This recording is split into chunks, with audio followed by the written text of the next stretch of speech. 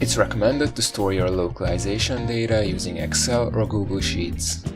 You can find the template with the correct format in the UI Assistant/samples folder.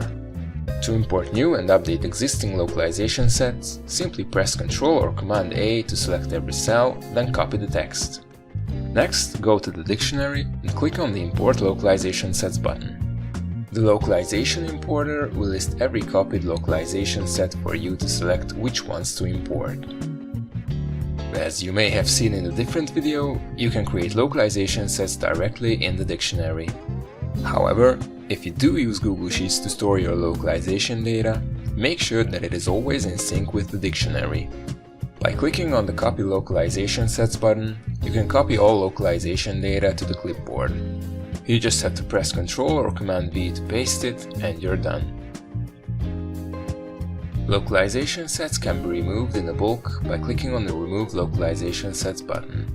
This cannot be undone, so be sure to have a backup.